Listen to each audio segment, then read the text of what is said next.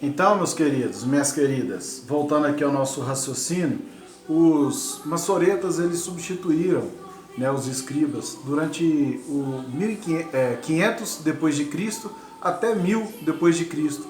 Então, depois, e o que eles fizeram durante esse período? No período do Antigo Testamento, escrevia-se somente com as consoantes, o hebraico. Não sei se vocês lembram lá, vocês lembram aquele texto de Jacó, que nós pegamos lá em Gênesis e lá em Hebreus? Os dois eram o mesmo texto, só que um falava que ele debruçou na cama e o outro no cajado, que na verdade são as mesmas coisas, porque foram traduzidas pela mesma questão, porque usavam somente as consoantes, não tinha as vogais. Então os maçoretas eles foram os responsáveis, foram eles que incluíram as vogais nos textos do hebraico, foram os maçoretas, eles tiveram essa responsabilidade, né, por ajudar no pronunciamento, né, porque aí há uma grande diferença, porque se você pega só as vogais, igual nós vimos lá de Gênesis e de Hebreus, se você pega só as vogais, você pode entender pela mesma coisa, ou cama ou é cajado. É a mesma coisa, é cama ou bordão, né? No caso que fala, ou é cama ou é bordão, tanto faz. Mas depois que você coloca as vogais, aí você consegue identificar. Fala assim, opa, peraí, não, aqui está falando de cama, né? Então ele se debruçou na cama, não, ele se debruçou no cajado. Nós falamos sobre isso na segunda aula e vocês podem estar consultando lá no manual, né? Que é o de dúvidas e enigmas lá do Norma Gisler. Tá bom? Não deixam de estar conferindo as bibliografias, tá? Para que a gente faça um bom estudo e que a gente possa nos fundamentar melhor. Então, foram eles, os maçoretas, os responsáveis por inserir, né, as vogais, né, por adicionar as vogais no texto hebraico moderno. Tá bom? No Novo Testamento, viu textos receptos, que é aquelas siglas que a gente vê lá, TR, né, que é no grego, né, o texto bizantino, o do grego no Novo Testamento, foi através do texto receptos. Nós vamos falar do texto receptos, está aí na sua apostila, né, nós vamos falar o que na verdade são os textos recebidos, nós vamos falar a respeito deles, tá bom? E ok. Agora vamos falar lá do texto moderno, né? O texto moderno, né?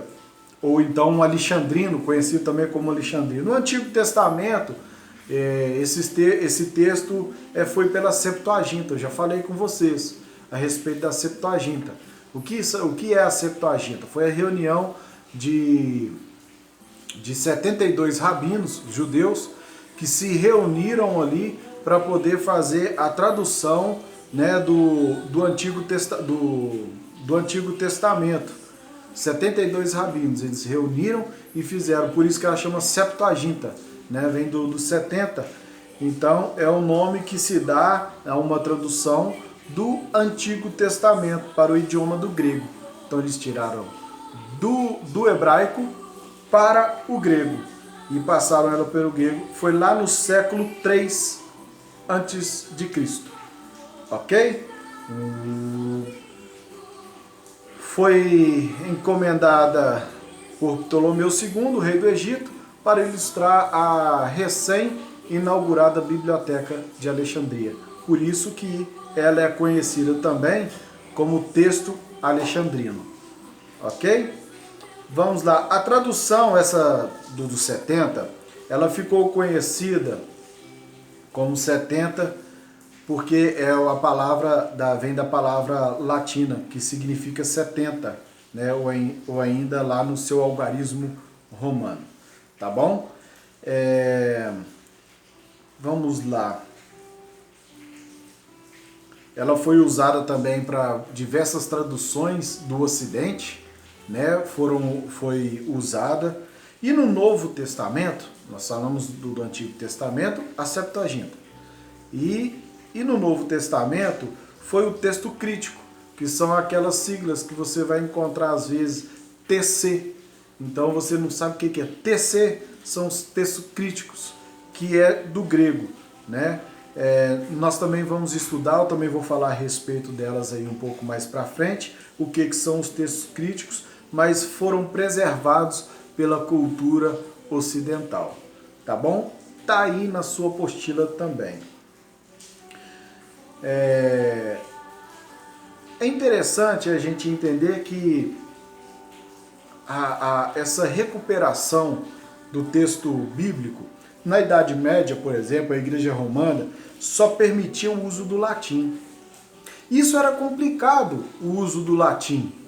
Por quê? Porque as pessoas não tinham acesso ao latim. Então, aquilo que talvez os romanos, né, a Igreja Católica, talvez ali estivesse dizendo a respeito do que estava escrito lá, eles tinham que acreditar. Eles tinham que acreditar no que a igreja estava dizendo. Por isso que a igreja era uma fonte de autoridade, né? As ideias da igreja eram uma fonte de autoridade para a igreja. Então, o que acontece? No latim não dá para entender. Não dá para entender. Então eu tenho que me submeter a uma autoridade que vai traduzir o que isso está falando para mim. Então é isso que acontecia lá na Idade Média. A Igreja Romana só permitia esse uso. E o povo não tinha acesso nenhum à Bíblia. E nem aos textos em grego também, né? Aí a Igreja Romana ela preservou a Bíblia em latim por meio da tradução de Jerônimo, ou seja, conhecida como a Vulgata Latina, né? Então a Vulgata veio a Vulgata Latina, que foi também uma das preservações da Bíblia em latim. No período de 400 até 1400 depois de Cristo, a Bíblia oficial do Ocidente era a Vulgata Latina. Era a Vulgata Latina. Aí só que aí vieram outras pessoas. Depois disso vieram outras pessoas. Por exemplo, lá em 1376 vieram alguns percussores, né, da Reforma que lutaram pela divulgação da Bíblia, né? Nós conhecemos alguns, né, como por exemplo John Wycliffe, que traduziu a Bíblia para o inglês. Aí depois veio John Hus, ou John Hus, né, mais conhecido como John Hus ou John Hus, né, condenado à fogueira por apoiar Wycliffe, que traduziu a Bíblia para o inglês. Depois vem Jerônimo de Praga, condenado à fogueira por apoiar John Hus. Olha para você ver como que vai desenrolando esses negócios. E assim foi acontecendo. As coisas foram acontecendo. Vocês lembram que eu falei lá a respeito do texto receptus, ou do texto recebido? Você lembra que nós falamos, que eu falei, nós vamos falar a respeito dele? Pois é, lá no Império Bizantino, lá do texto bizantino, pois é, que é lá do Império Romano do Oriente, a cultura grega foi preservada nos períodos de 333 depois de Cristo até 1453 depois de Cristo. A cultura grega ela estava preservada ali. Aí os bizantinos, eles conservaram muitas cópias dos manuscritos do Novo Testamento em sua língua original. Eles preservaram muitas. Cerca de 5.000 manuscritos foram preservados. 5.000 manuscritos. Aí acontece que depois disso, eu disse que foi de 333 depois de Cristo até 1453. Quando foi em 1453, houve uma invasão dos muçulmanos e o fim do Império Bizantino. Os eruditos cristãos, o que eles fizeram? Eles fugiram para o Ocidente levando consigo essas cópias dos textos gregos, né?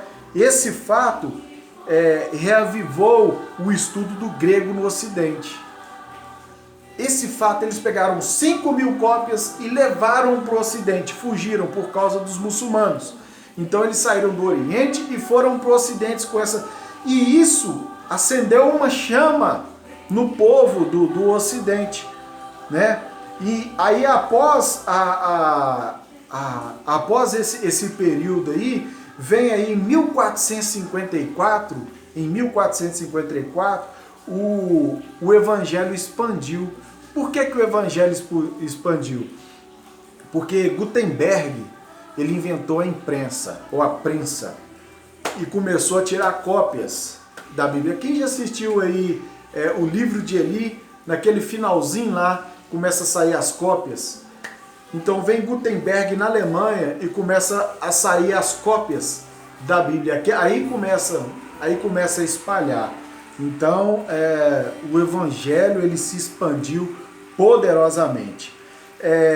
Erasmo de Roterdã, também um estudioso grego, preparou uma nova edição do Novo Testamento, tá? Tendo como base os melhores manuscritos bizantinos.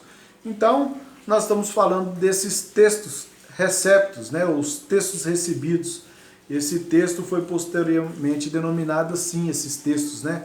Recebidos, os textos recebidos, ou simplesmente TR, como é conhecido. O TR foi editado por Erasmo em 1516, depois por Estéfano, entre 1546 até 1551, depois por Beza em 1598 e os irmãos Elzevir, 1624 e 1633. Então, meus queridos, minhas queridas, o texto receptus, ou os textos recebidos, foi o texto grego usado na Reforma, né? Foi usado na Reforma.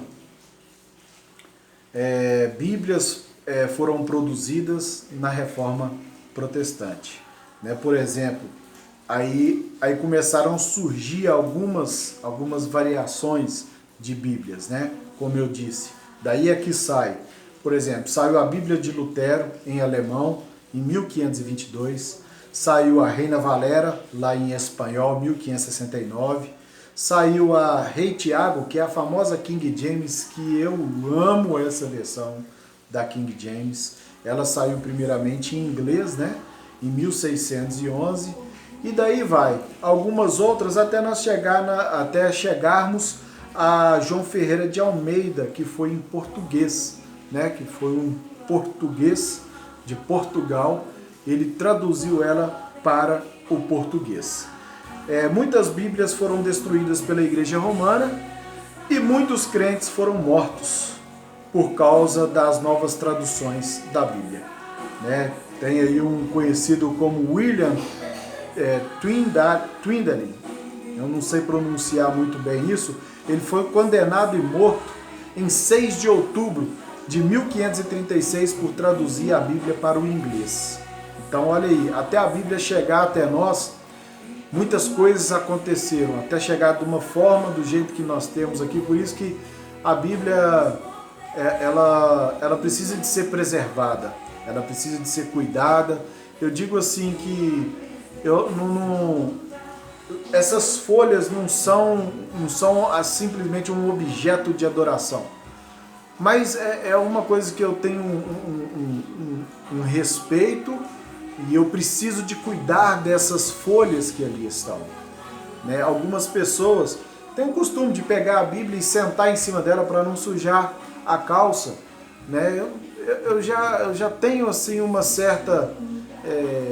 não é querendo falar, mas é porque... Não, são folhas mesmo, são folhas, e ali você vai ali na loja, você compra outra e tal, mas existe sim um certo tipo de respeito. A gente precisa, porque para chegar até nós, muitas coisas aconteceram, muitas pessoas morreram, né, se sacrificaram para que essas palavras pudessem chegar até nós.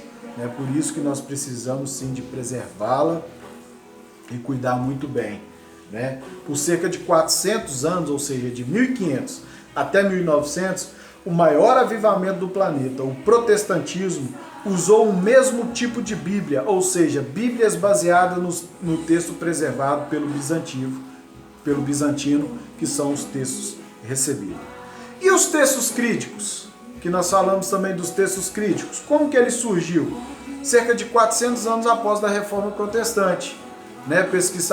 Alguns pesquisadores, né, o pesquisador mais conhecido, Tinker Duff, né, descobriu mais de 2 manuscritos gregos datados do IV século. Olha só que interessante. A Codex Sinaiticus, também em 1844, no convento de Santa Catarina, no Monte Sinai. Esses manuscritos estavam numa cesta de lixo, prestes a serem queimados. Ia ser jogado combustível e ia servir para combustível de um fogão, os papéis, aqueles papéis. Então, assim, a Códice Vaticano está aí na sua Bíblia, né? O Vaticano só permitiu que ele fosse consultado durante 14 dias, e desses 14 dias só tinha 3 horas por dia para ele ser consultado. Olha para você ver, em 1888, 2 bispos anglicanos também, eles fizeram um trabalho de crítica textual, né, baseando-se principalmente nesses 2 manuscritos. A partir daí lançaram o texto, uma nova versão, né, ou daí lançaram uma nova versão revisada do texto grego. Esse texto passou a ser chamado como texto crítico, né? O TC, que é mais conhecido, possui 7% de diferença do TR, que é o texto recebido. O trabalho de crítica textual consiste em determinar qual a versão mais provável do texto original entre as variantes do manuscrito disponíveis. Né? Vocês lembram que não existem mais os autógrafos? Não existem mais os originais? Não existem mais os autógrafos. Não existem mais. Mas tem aqueles que são mais fiéis àquelas versões, né, originais, tá bom? Aí foi dado um peso maior aos 2 manuscritos descobertos, Sinaiticus e Vaticanos, por serem mais antigos e mais completos. Daí surgiu o termo melhores manuscritos. E a partir de 1882 foram lançadas novas Bíblias no mundo inteiro, baseadas no TC, no texto crítico. Só após o ano de 1882, com o trabalho de Westcott, né, e Wort, é que houve toda a influência nas Bíblias atuais. Né? Como eu disse, a diferença de 7% no geral não afeta nenhuma doutrina fundamental do cristianismo. Ok, meus irmãos, minhas irmãs? Assim nós encerramos. Que Deus os abençoe por mais essa aula. Nós estamos na penúltima aula de bibliologia. Espero que vocês estejam gostando. Eu não sou muito de gravar, não consigo falar para um celular. Eu estou imaginando você aí do outro lado da tela, para que eu possa ficar mais à vontade, porque eu não fico à vontade falando com uma máquina. Eu gosto de falar com pessoas, eu gosto de interagir com pessoas, mas nós estamos passando por um período crítico, né? Por um período de pandemia, e nós precisamos de respeitar, né, as nossas autoridades públicas, né? Nós precisamos de respeitar, porque nós cremos que elas são instituídas por Deus, né? E elas estão zelando pela nossa saúde, estão zelando, né, pelos nossos idosos, pelas crianças, que são os mais vulneráveis, até aqueles que têm doenças respiratórias. Então, para que isso, né, não se torne ainda uma proporção maior, é melhor que a gente tenha esse contato por vídeo. Espero que vocês tenham sido fiéis até o final, e para confirmar se você realmente foi fiel, manda assim para mim no final, assim, ó, eu sou de Cristo. Manda assim para mim no meu, eu quero ouvir lá no grupo. Coloca lá no grupo, quero ver quem que assistiu até o final. Coloque lá, eu sou de Cristo. E se tiver alguma pergunta para fazer, meus irmãos, minhas irmãs, por favor, me façam no privado. Não coloque lá no grupo. Acho que lá no grupo vocês não conseguem colocar nada. Então me mandem no privado. Eu quero ver se assistiram. Coloca lá, eu sou de Cristo, e podem fazer perguntas lá. Ok? Um abraço, beijo no coração de todos, e logo logo nós estaremos juntos, tá? Fiquem com Deus.